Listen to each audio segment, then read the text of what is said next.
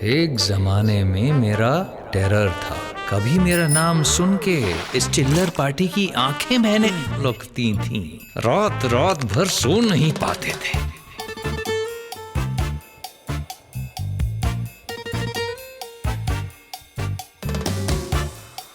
और ये बड़े मियां, इनका दिल कांपता था मेरे नाम से।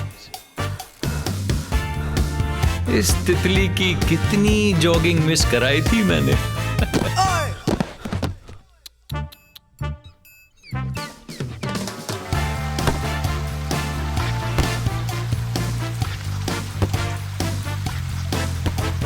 और इस पेले के चेले का तो मैं बदन ही तोड़ दिया करता था, एक एक हड्डी।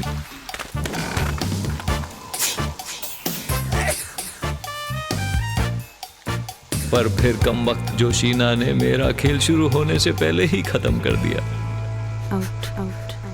सर्दी अब आएगी तो हार के जाएगी।